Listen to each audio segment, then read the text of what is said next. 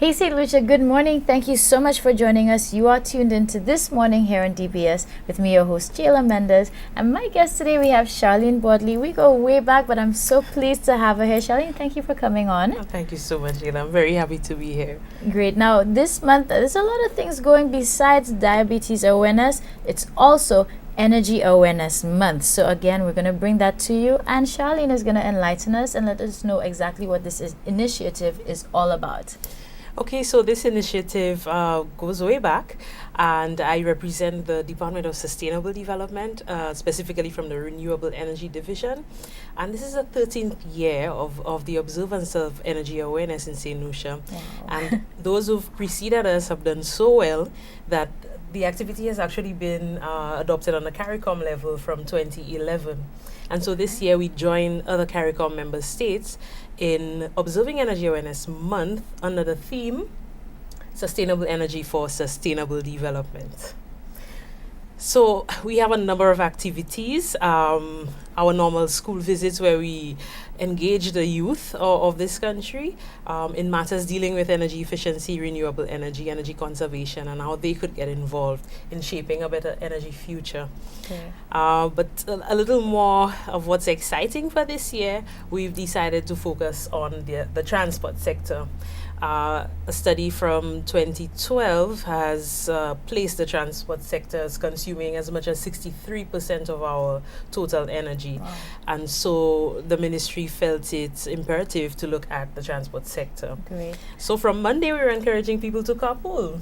Jayla, what do you think about that? I think that's an amazing idea because, trust me, between the traffic as well and just refueling your vehicle, it's frustrating, especially the traffic. So I suggested that to a friend just like last week. Right, so we were encouraging people to carpool, and I know people like the convenience of having your own vehicle and getting around as you please, but we're asking people to think about the future, think about energy, and to carpool. I mean, especially the kids. So we were targeting certain schools, for example, St. Joseph's Convent, St. Mary's College, Dame Paulette Louise, Castries Compre, Cyrus Simmons, and a few other schools, because we know that parents are coming down. Sometimes people live right next to each other and they're transporting their kids to the same schools, and then we have all this congestion and of course fuel consumption. True. And you know what's enlightening too is that when people think about energy conservation, most times 99% of the people, I would say, that's my estimate though, would probably just think of electricity. So it's way broader than just one aspect. So yes, electricity is what we normally think of, turning off the lights, the fridge, but it's way broader than that. We use energy in so many aspects of our lives that sometimes we may not even be aware of. So that's why we want to, bring these other sectors now into light so that people can focus on energy conservation in these sectors. Great. Now I know you have a day there as well too. I hope I'm not jumping the gun, but I'm so excited about it. St. Lucia, they're bringing us Chiffonnet Day. So if you know your Creole, you know what that means. And if you like me and you don't like to iron, hallelujah. Yes, so we are promoting Chiffonnet Day or No Iron Day. And I must be honest, at first I was quite skeptical. This activity emanated from our planning process, and I was a bit skeptical. However, the feedback has been tremendous from the St. Lucian public, from students, parents, adults. I mean, everybody is excited. And I am just happy to be part of it. And so Chiffonnet Day, we're encouraging people. It's on the 17th of November. That's next week, Thursday. We're encouraging every St. Lucian to come out with your clothes chiffonnet. No iron. Put down the irons for that one day and come with your clothes without ironing. You don't have to ask me twice on that one. I can tell you. I know, I really hate ironing anyway, so I am happy to have the opportunity to leave my home with my clothes chiffonnet. But the purpose of this activity again is so that we can start thinking how much energy, and it's something that is a figure that we want to put out and estimate how much energy can we save as a country if everybody had to put down their irons, just down their irons for one day. True. Yeah. Great. Now with it too, I mean, if St. Lucians want to access and keep abreast with what's on the calendar for the month? Is there any way that they can access this? Okay, we're actually on Facebook. Our information officer is doing quite a bit of PR on Facebook, the Sustainable Development 411 Facebook page. You could look out for a number of television advertisements on radio. And we've just launched Energy Awareness Month with our minister. Has done us this great favor, and we're really excited about all the support. We also have a park and ride. There are many activities. There's a park and ride which will take place at Johnson Center, and we're asking people from the north who are driving into town to park their vehicles. And believe me, yes, this ministry brings you free transportation. Free public transportation on the 30th of November from Johnson Center into Castries and back. All right, so St. Lucia, you can't say that they're not doing a lot here. And of course, with global warming coming up as a major issue around the world and so many other things, it is important for us to have that awareness and, of course, take advantage of these activities. Now, we're going to keep following these stories and the activities as they come up, but remember that everything's going to kick off and it's Energy Awareness Month, so do your part, okay?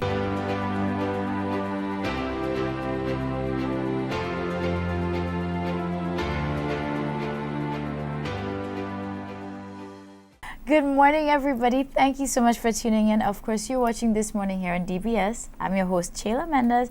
And again, we have a very familiar face here with us. We have Dr. Jana Phillip. So you know it's that time for us to have a health talk. Jana, how are you doing today? I'm great. And I think everybody, when it's time to go to the doctor, that's like the dreaded thing. We're always afraid, we're nervous, we don't want to go, afraid of what we'll hear. So Dr. Phillip is going to help us because she's going to share the tips to have a successful doctor's visit. Yes, and that is so important. I have a few tips here today, about 7 or 8 tips. The first tip I'm going to talk about is to prepare yourself for the doctor's visits. Studies have shown that patients that have prepared themselves, meaning that they have a list of symptoms they're going to ask the doctor, they have a list of questions they're going to have to ask the doctor, have been more successful in their visit. I want to say that all patients should keep a symptom diary. So if on Monday you had a headache, write it down. Write how long it lasted for. On Tuesday you were vomiting and had diarrhea, write it down. So that is so important for the doctor's visit, so they could know what timing, what went on. And just one thing, actually, that's so true, because quite often when we go to the doctor, and that's a tip for me, it's at that point when they start asking you some critical questions about signs or symptoms, you're stumped and you're like, well, I think it was 2 weeks ago. You could not be too precise. So right. And sometimes you think that you may remember when you get to the doctor all your signs and symptoms, and then you forget. So if you have a symptom diary or it written down, you would be able to pull that out and explain to the doctor what has been going on. Also, it is very important to write down all your medications, okay? Have a list, have it written down. You could take a picture of it. You could ask somebody else to write down the list of all the medications that you are taking, okay? Secondly, explain to the doctor how you are feeling. You know better than anyone else how you are feeling, okay? If you have any decrease in appetite or increase in appetite, trouble sleeping, how's your mood, your sex drive, how you feeling unusually tired, explain to the doctor how you are feeling. Thirdly, know what medications you are taking, especially prescription drugs, and even any other medications that you take in, maybe herbal supplements. Know what medications you are putting. It does not help the doctor to say, I'm taking the white pill. There are lots of white pills, or I'm taking the triangular one. There are lots of triangular ones. So know the names of the medications that you're taking. I know some names are very complicated, so get the pharmacist, get someone to write down the name and the dosage, how many times you take the medication, okay? Right. And even to add to that, something you mentioned in the previous tip I think can definitely apply. Again, you can even make use of your technology and take a picture of your pills, your boxes, and the dosage too. And put it in your purse or your wallet, because sometimes in an emergency you just run out the house, more than likely you would have your purse or your wallet on you or your phone. That's why you take a picture of it. So you would have that list of medications. Or you could email it to yourself. True. Okay. Yes. At the hospital, sometimes you could pick up Wi-Fi and be able to retrieve that information. Okay. Fourthly, be honest and don't leave out details. That's a crucial one because, as a patient, you always tend to feel a bit shy sometimes about symptoms, but we're not alone. So Yes. The doctor wants to know everything about your medical history. So try to be honest and don't leave out details. You could tell a doctor, well, I started taking this new weight loss supplement or a laxative. Even though you did something that you're not supposed to do, be honest and don't leave out details. Or you could tell a doctor if you're on a diet or if you have used substances of abuse. It's very, very, very, very important to not leave out details. Even something simple as a gallbladder surgery. You may have had a procedure and you didn't want the doctor to know, but just don't leave out details, okay? Don't be embarrassed. Your doctor has heard it all, okay? Most doctors' visits, well, I wouldn't say most, all doctors' visits are confidential, and I'm pretty sure your doctor has heard about your complaint from 20 other patients before they have seen you. So don't be embarrassed. Sometimes I would suggest, if it's something very personal, try talking about it in front of a mirror before you go to the doctor, so you get comfortable in actually speaking about it. Okay, the doctor is here to help you. That's why you've gone to the doctor. Okay, keep an open mind. I know some people like to use Dr. Google. I love that. And they come to the doctor with the preconceived idea that they need an MRI or they need this investigation done.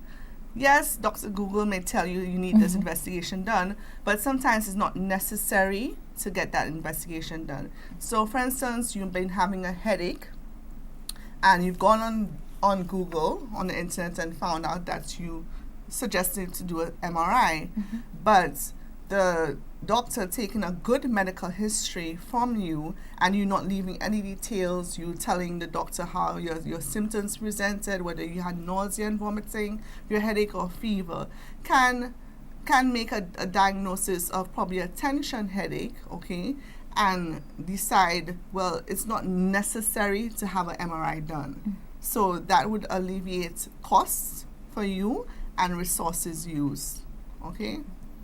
Right. And lastly, when you go to the doctor and you're having a discussion with the doctor and you don't understand something, tell the doctor you don't understand. Let them break it down for you, okay? So that you leave the doctor knowing what's going on with you. Many times I meet patients in the emergency room and they said they've been to the doctor, ask them what is wrong with you, what is your diagnosis. They have no clue what the diagnosis is. And they're on medications. Ask them, why are they on antibiotics? Did you have a chest infection? Did you have a urinary tract? They have no idea why they're taking this medication. They just went to the doctor and they're taking this medication and they're not feeling any better. So you could understand why this doesn't really help us out. So write it down, okay? Write down your diagnosis, what the plan of action is for you. Write down if you're supposed to come back to the doctor, what investigations you're supposed to take. Write it down and be clear when leaving the doctor that you've understood what is going on. True. Exactly. Now, St. Lucia, these tips were very useful. I can pull from it, and I know you can too. And again, there's no reason for us to be afraid when it's time to go do our regular visits, or again, if we feel like we have an issue. Now we know all the tips, so be prepared. And of course, it's about staying healthy. Yes. Dr. Philip, thank you so much again for being here. You're most welcome. Great, and we're going to look forward to seeing you again soon. So make sure you tune in for our next health talk. All right.